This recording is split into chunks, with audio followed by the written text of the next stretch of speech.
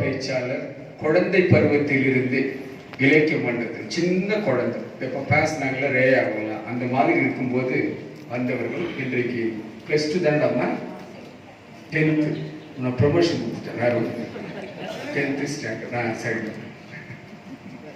அனைவருக்கும் வணக்கம்.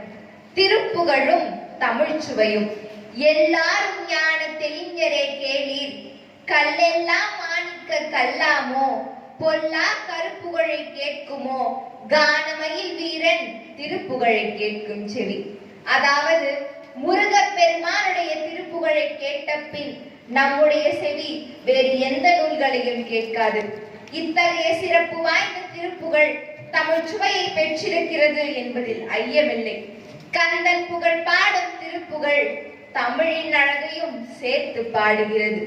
ஒரு வரியிலேயே புராண செய்திகளையும் இதிகாச செய்திகளையும் இலக்கிய செய்திகளையும் தமிழ் சுவையோடு அருளியிருக்கிறார் நம் அருளாளர் அருணகிரிநாதர்.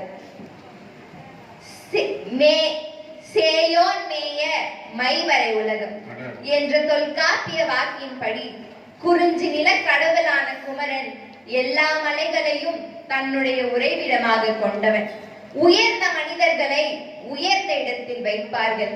அதுபோல தெய்வநாயகனை மக்கள் மலை மீது வைத்து வழிபட்டதையும் பாண்டிய மன்னர்கள் மதுரையில் சங்கம் அமைத்து தமிழ் வளர்த்ததையும் இறையனார் அகப்பொருள் நூலுக்கு சிறந்த உரை எதுவென்று தெளிவு பெற்றதையும் வழுதீர் தமிழின் ஒரு பொருள் தன்னை வழிபட மொழியும் பல மலையுடைய பெருமானே என்று செந்தமிழில் பாடுவது அருமையாக இருக்கும்.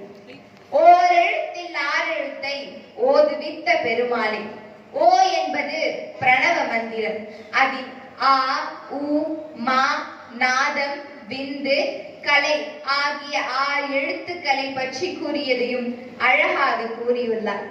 வள்ளியம்மை தேன்பாகும் கனிரசமும் நானுமாறு இனிமையாக பேசுவார்.